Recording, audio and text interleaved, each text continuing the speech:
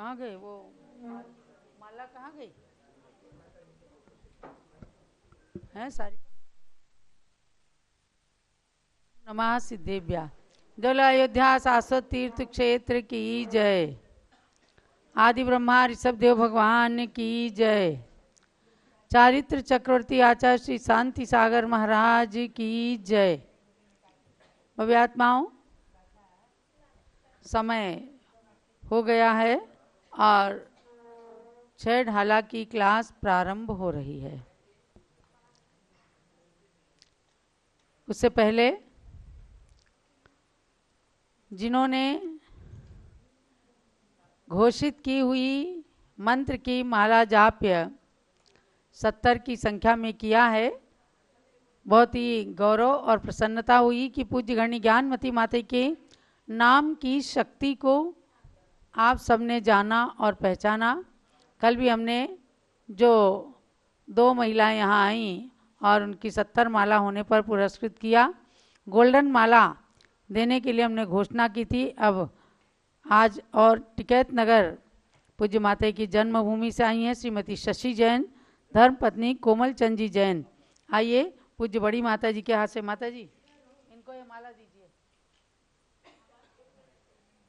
और श्रीमती कामनी जैन, धर्म पत्नी जयप्रकाश जी जैन, इन्होंने भी 24 घंटे के अंदर पूरे परिश्रम के साथ ओम ह्रीम श्रुति ज्ञान प्राप्त गणिनी श्री ज्ञानमती मात्रे नमः इस मंत्र की 70 मालाएं 15 अप्रैल की सायंकाल 7 बजे से शुरू करके और 16 अप्रैल को 7 बजे तक इन लोगों ने 70 माला फेरी हैं। आप इस गोल्डन माला के द्वारा भी आगे हमेशा मंत्र की जाप, नमोकार मंत्र, ऋषभ देव मंत्र आदि की जाप करती रहें। बहुत बहुत आशीर्वाद है।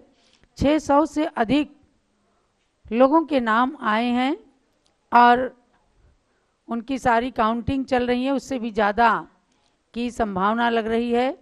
इसलिए जाप माला और भी बनवाई जा रही हैं और सबके पास पहुंचाने का प्रयत्न चल रहा है। अब 6 ढाला की क्लास प्रारंभ करती हूँ। सरस्वती नमस्तुभ्यं वरदे कामरूपिणी विद्यारंभं करिष्यामि सिद्धिर्भवतु मे सदा। द्वादशांगमयी सरस्वती माता हमें वरदान दें और इच्छा की पूर्ति हो। अभी विद्या का आरंभ सरस्वती की प्रतिमूर्ति पूज्य गणिनी प्रमुख श्री ज्ञानमती माता जी की छत्र छाया में प्रारंभ हो रही है।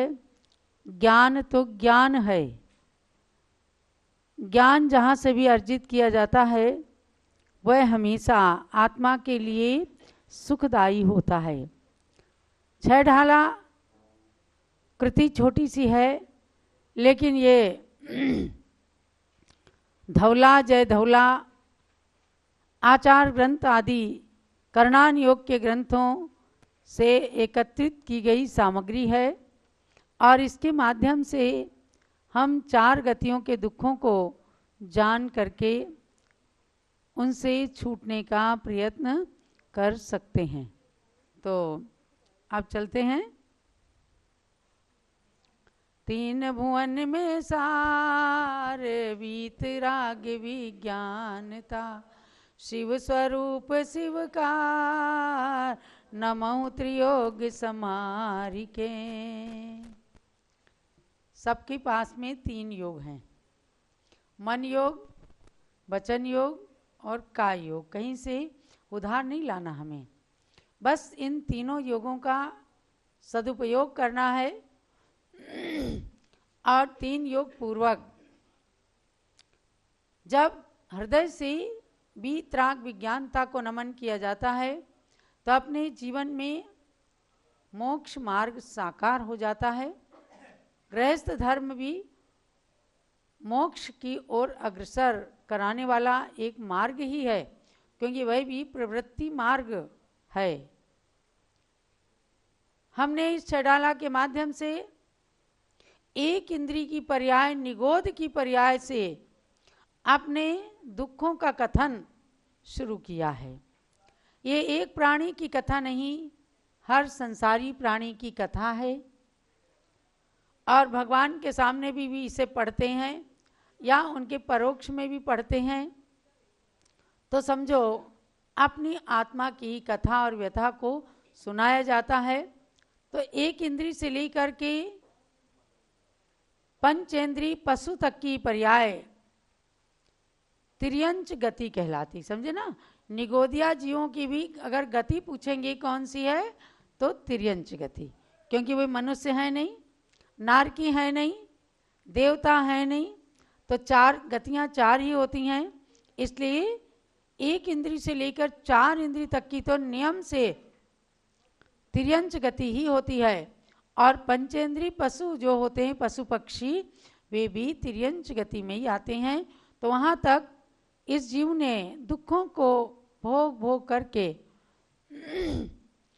और अपना काल बिताया। पुनः कहा गया कि जब दुखमयी स्थिति में मृत्यु होती है तो अति संक्लेश भाव ते मरियो, घोर स्वभ्र सागर में परियो। समझो कि कोई कत्ल खाने में पशु काटा जा रहा है तो उसके परिणाम कैसे होंगे, अति संक्लिष्ट। और मन के अंदर उस मारने वाले के प्रति बदला लेने के भाव होंगे। आज मैं मूर्ख हूं, आज मुझे तुम मार रहे हो, एक दिन मैं भी तुमसे बदला अवश्य लूंगा। ऐसे संक्लिष्ट परिणामों से मरते हैं। तो पुनः वह सब्र सागर में नरक कुंड के अंदर जाकर के जन्म ले लेते हैं। नरक में जन्म कैसे होता है? एक तो स्वर्ग में वैक्रियक शरीर धारण होता है, तो वहाँ उपपाद सैया होती है, वहाँ 16 वर्ष के नवयुवक के समान जन्म होता है, सुखमयी निद्रा से उठ करके, और वे तमाम सुखों का उपभोग करते हैं। वैक्रियक शरीर नरक में भी है, विक्रिया बनाते हैं, लेकिन वहाँ कैसा है? नरक नीचे नीचे है। वहाँ जाकर के जैसे बड़े बड़े बिल होते हैं, उनमें जाकर औंधे मुख एकदम गिरते हैं। थोड़े थोड़े नरक के चित्रों को भी देख कर भी कितना भय लगता है। इन्हें 3 लोक जो हैं, अधोलोक, मध्य लोक और ऊर्ध्व लोक, इन तीनों लोकों में हमने नीचे से अपनी कथा की शुरुआत की है।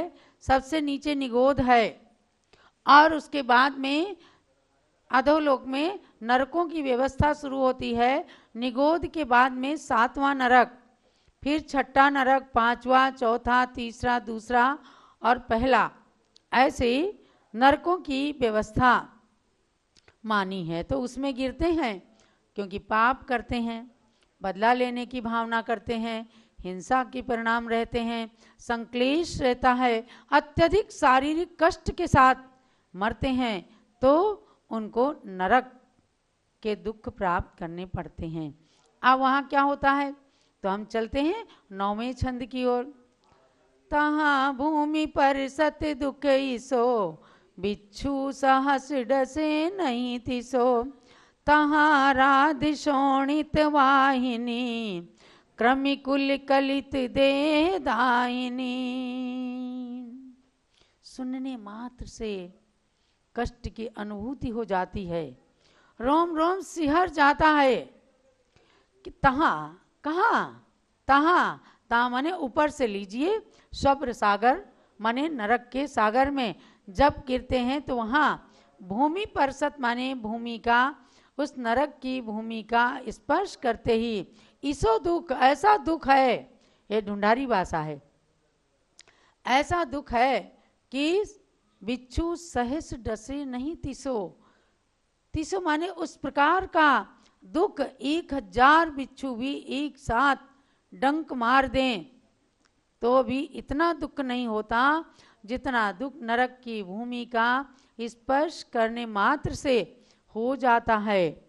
और तहाँ राध शोणित वाहिनी, क्रमिकुल कलित देह दाहिनी। राध शोणित वाहिनी, अनेक खून और पीप की नदी बह रही, एकदम नदी, जिसका नाम है वैतरणी नदी। वहाँ ऐसी वैतरणी नदी बह रही होती है, यानी वहाँ जब गिरते हैं तो सोचते हैं किसी तरह से कोई कहीं पर शांति मिल जाए, बेचारे नदी में कूदने लगते हैं। लेकिन वो नदी भी वैतरणी नदी है, जहाँ केवल खून और पीप भरा हुआ होता है।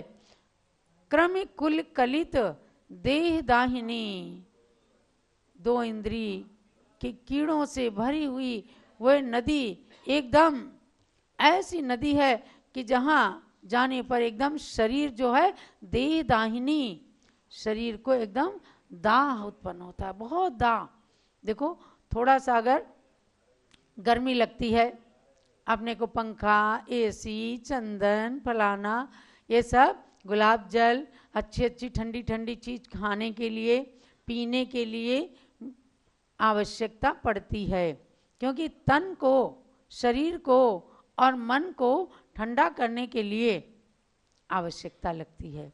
और सोचो नरक के अंदर जहाँ ये एक बूंद भी चीज मिलने वाली नहीं है, पानी ढूंढे तो पानी नहीं मिले, और अगर पानी पीने के बहाने से नदी में जाते हैं तो वहाँ क्या है, खून पीप, और वो भी कैसा, जो कलेजे तक को एकदम जला देती है, शरीर को जला देती है। ऐसी वह वैतरणी नदी का आज भी सुनते हैं कि उड़ीसा में कोई नदी है, उसका नाम है वैतरणी नदी, कि थोड़ी सी दवा ले लो जरा सी देर के लिए शांति मिल जाएगी। ऐसी नरक की वेदना, जब कभी कोई ज़्यादा कष्ट होते हैं शरीर के अंदर तो लोग कहते हैं फलाना तो नरक की वेदना भोग रहा है, माने नरक के अंदर सबसे ज़्यादा दुख होते हैं। देखो क्या है, संसार के अंदर बहुत सारे रोग हैं, तो उन रोगों की संख्या एक जगह आई है 5,68,99,584 ये रोग हैं, रोगों की संख्या। और 2-4 रोग मनुष्य के हो जाते हैं, आँख दुखने लग गई, पेट में, सिर में दर्द है, पैर में दर्द है, तो सोचते हैं मेरे तो सारे शरीर के अंदर वेदना है, और ये सारी के सारे रोग जा करके नरक में उदय में आते हैं। तो नरक में शरीर का एक रोम भी खाली नहीं है जो कष्टमयी ना हो, एक तिल भर भी जगह नहीं है कि जहाँ जीव शांति को प्राप्त कर सके। ऐसे नरक के दुखों का वर्णन सुनते सुनते हमें करना क्या है, दुख सुन करके अपने को यही चिंतन करना कि ऐसा दुख हमें ना मिले। कल हमने आपको बताया था कि दुख भी मानव की संपत्ति है, तू दुख से क्यों घबराता है, दुख आया है तो जाएगा, सुख आया है तो जाएगा, दुख जाएगा तो सुख देकर, सुख जाएगा तो दुख देकर, दुख देकर जाने वाले से रे मानव क्यों घबराता है, दुख भी मानव की संपत्ति है, तू दुख से क्यों घबराता है। दुख से कोई प्राणी ऐसा नहीं कि ना घबराता हो, सबको घबराहट उठती है लेकिन संबोधन इसलिए करते हैं कि दुख में भी कभी धैर्य धारण करो, जे कर्म पूरब किए खोटे सहे क्यों नहीं जिएरा। यानी जैन सिद्धांत जो है कर्म सिद्धांत है, कर्म सिद्धांत पर टिका हुआ जैन शासन है, और प्रत्येक व्यक्ति के अपने अलग अलग कर्म होते हैं, जैसा जो कर्म करता है उसका फल उसी को भोगना पड़ता है।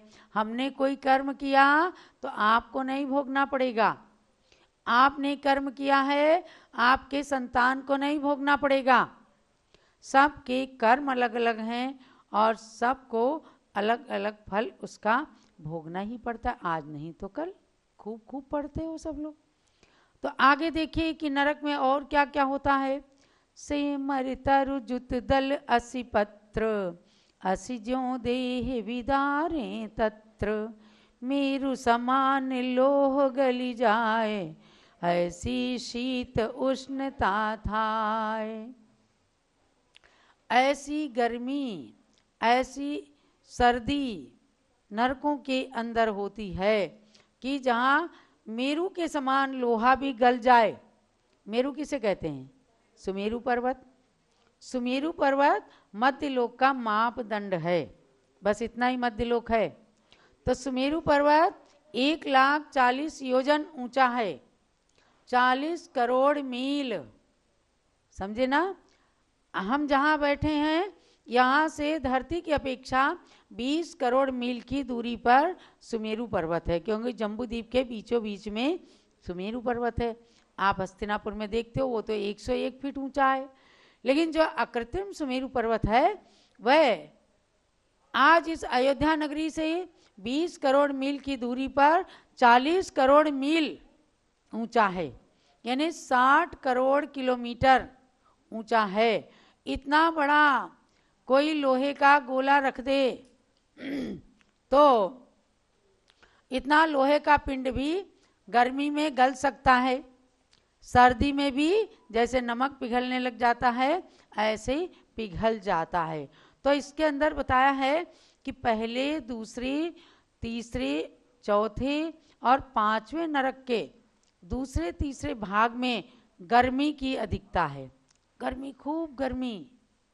और पांचवें नरक के प्रथम, द्वितीय और तृतीय भाग में सर्दी है, भीषण सर्दी। और छठे तथा सातवें नरक में भयंकर भयंकरतम ठंडी ही ठंडी है। कहीं कोई छिपना चाहे तो उसके लिए कोई जगह नहीं मिलती, और जो आयु है वहाँ वो घटती भी नहीं, जितनी आयु मिल गई उतनी आयु तक उसको दुख भोगना ही पड़ता है।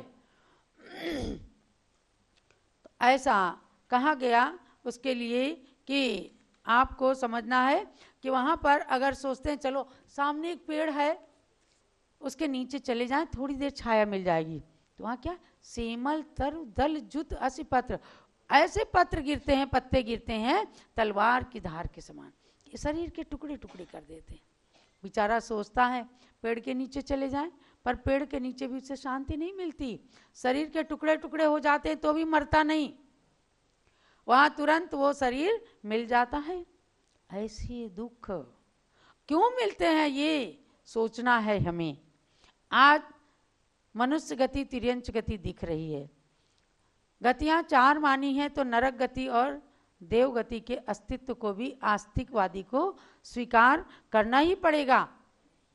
जैन धर्म, वैदिक धर्म जो पुनरागमन को मानता है वह गति आगति को मानता ही है, कहीं से आए हैं और कहीं को जाना पड़ेगा। तो इन सब चीज़ों को नरक गति की बात जब बताई, तिर्यंच गति से नरक में आए, तो आप सोचेंगे अब बताओ कि तिर्यंच गति में ज़्यादा दुख थे कि नरक गति में। कंपैरेटिवली हम क्या सोचेंगे, तुलनात्मक रूप से जब पशु गति के दुख कह रहे थे अरे भगवान कितने दुख हैं, लेकिन जब नरक गति के दुख पड़ने लगे तो लगता है नरक जैसे दुख तो कहीं भी नहीं है। और वहाँ पर जा करके असि ज्यों देह विदारी तत्र, जैसे तलवार देह को विदारने लगता है अर्थात देह को खंड खंड करने लगता है, उसी प्रकार से वहाँ तलवार की धार के समान सेमल के पत्र हैं, वहाँ पर वही पत्ते गिरते हैं और शरीर के टुकड़े टुकड़े हो जाते, यानी एक क्षण को भी शांति नहीं मिलती। अब देखना है कि जो लोग आगम का अपलाप करते हैं, दूसरों की हिंसा करते हैं, ये मैं पुनः मनुष्य गति में आती हूँ कि भाई कौन जाते हैं नरक में, तिर्यंच जाते हैं यानी पशु जाते हैं या मनुष्य जाते हैं। कोई नारकी पुनः नरक में नहीं जाता, कोई देवता मर करके नरक में नहीं जाता, ये ध्यान रखना। देवता देवता नहीं बनता, देवता नरक में नहीं जा सकते, नारकी मरकर नरक में नहीं जा सकते, नारकी मर करके देवता नहीं बन सकते। तो तिर्यंच और मनुष्य ही नरकों में जाते हैं, तिर्यंच और मनुष्य ही स्वर्गों में जाते हैं। तो कैसे जाते हैं, पाप करते हैं जो, हिंसा, झूठ, चोरी, कुशील, परिग्रह को आप पढ़ते हैं, बहुआरंभ परिग्रहत्वम नारकस्यायुषः, बहुत आरंभ और बहुत परिग्रह रखने से जीव की नरक आयु का आश्रव, नरक आयु का बंध होता है। तो ये तो छोटी सी बात कह दी, और तमाम चीज़ें हैं। बहुत आराम परिग्रह रखने वाले भी मोक्ष भी चले जाते हैं, चक्रवर्ती जैसे, जिनकी उनके अंदर मूर्छा नहीं है तो वे उसको जल्दी से छोड़ देते हैं। और जिनकी मूर्छा है, जिनके पास में परिग्रह नहीं भी है, लेकिन संचित करने की, ये भी ले लूँ, ये भी आ जाए, ये भी मेरे पास आ जाए, तो ये कहलाती मूर्छा। इसलिए कहा है कि जिनको आरंभ परिग्रह में बहुत अधिक मूर्छा होती, इच्छा होती, वांछा, अभिलाषा, वे नरक आयु का बंद करते हैं। लेकिन और भी तमाम कारण है। पापों के कारण जीव नरक में जाता है, जो तत्वों का प्रतिपादन गलत कर देते हैं वो भी नरक में चले जाते हैं। आप पढ़ते हैं, वसु झूठ सेती नरक पहुंचा, स्वर्ग में नारद गया। वसु ने क्या किया था? छोटा सा झूठ ही तो बोला था। अजैर्यष्टव्यम माने पशुओं को होम करके यज्ञ करना चाहिए, और जबकि था ये कि जो धान्य दोबारा उगे नहीं, ऐसे धान्य से हवन करना चाहिए। बहुत समझाया सबने, लेकिन राजा वसु ने कहा कि मैंने गुरु माता को वचन दिया है, इसलिए उसके पुत्र पर्वत को मैं जो है बचाऊंगा। उसका सिंहासन धंसता चला गया, नरक में चला गया, तो उसका उदाहरण नरकगामी जीवों में आ गया। झूठ बोलने से नरक चला गया, हिंसा करने से नरक चले जाते हैं। तो इसलिए वस्तु तत्व का प्रतिपादन सही रूप में करना भी बड़ा जरूरी होता है। एक जगह कहा गया, आचार्य शुभचंद्र स्वामी ने एक श्लोक कहा, धर्मनाशे क्रिया ध्वंसे सुसिद्धांतार्थ विप्लवे अपृष्टैरपि वक्तव्यम तत्स्वरूप प्रकाशनम। क्या है मतलब? इसका है कि जहाँ धर्म का नाश हो रहा हो, जहाँ धार्मिक क्रियाकांड का लोप हो रहा हो, जहाँ शास्त्रों का अर्थ बदल करके अनर्थ किया जा रहा हो, ऐसी स्थिति में बिना पूछे तत्व के स्वरूप के प्रतिपादन करने के लिए यदि अपने को आता है तो बोलना अवश्य चाहिए। जो लोग मौन रख लेते हैं, अपन सच्ची बात नहीं कह पाते हैं, बोलना जरूर, नहीं तो अन्याय अधर्म करने वाला जितना पाप का बंद करता है, और उसमें अनुमोदना करने वाला, उसमें मौन रहने वाला या उसको सहन करने वाला भी उतने पाप का अनुमोदन करता है। आप देखते होंगे ना कई बार कि जरा सी कोई बात आती है तो ज्ञानमती माता बोले बिना नहीं रहती। हम कहते माता जी जो करेगा जैसा भरेगा। कहते नहीं बेटा, हम अपनी आंखों के सामने अन्यायपूर्ण कथन नहीं कर सकते। कोई तो संत भी कह देते हैं, अरे ये शास्त्र गलत है। शास्त्र को गलत कहना मतलब बहुत बड़ा चैलेंज है। सोचें कि पता नहीं कब नरक आयु का, तिर्यंच आयु का बंद हो जाएगा। कह देते हैं फलाने आचार्य काष्ठा संगी थे, फलाने आचार्य जो है वो सही नहीं थे, वो घसर गए, फिसल गए। ऐसा अपनी जिह्वा से कभी नहीं कहने का हमें पूज्य माता ने आदेश दिया है। जितना लिखा है उससे आगे नहीं आता तो मत बोलो, लेकिन अधर्म कहीं पुष्ट हो रहा है ऐसी बात कभी नहीं बोलना, वरना कभी नरक में, कभी निगोद में जाना पड़ सकता है। इसलिए अपने को क्या है कि अच्छी अच्छी बात बोलना, हित मित प्रिय वचन बोलना, और जिन आचार्य के ग्रंथ का स्वाध्याय कर रहे हैं उनके प्रति कभी भी शंका मन के अंदर नहीं रखना, न उनके विरुद्ध बोलना। बात नरक की चल रही है, आप कहेंगे बात ऐसी कहाँ से आ गई? इसलिए कि हम ऐसे कर्म का बंध ना कर लें जो हमें नरक और निगोद में जाने के लिए बाध्य कर दे। आज के स्वाध्याय का यही सार समझना कि हमें नरक में नहीं जाना है। नरक में असंख्य दुख हैं और उन दुखों से बचना है। आज हम पुण्य से मनुष्य गति में है, और मनुष्य गति एक चौराहे की तरह से है। जैसे चौराहे पे खड़े होकर के हम चारों दिशा में जाने के लिए स्वतंत्र हैं, ऐसे ही हम भी चारों गतियों में जाने के लिए स्वतंत्र हैं। अच्छी बढ़िया धर्म की बातें करेंगे, किसी को सुहाए चाहे न सुहाए, हम तो अच्छी बात कहेंगे तो स्वर्ग जाएंगे।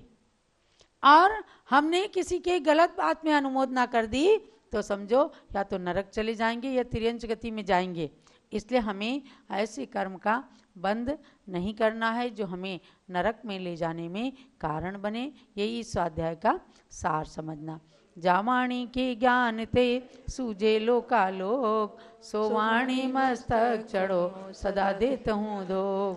हे जिनवाणी भारती तोई जपूं दिन रैन, जो तेरी शरणा गए सो पावे सुख चैन। जलो दात सांगमयी जिनवाणी माता की जय। और अब परम पूज्य आचार्य श्री शांति सागर महाराज के श्री चरणों में अर्घ चढ़ा करके पूज्य माता की पूजन की ओर चलेंगे।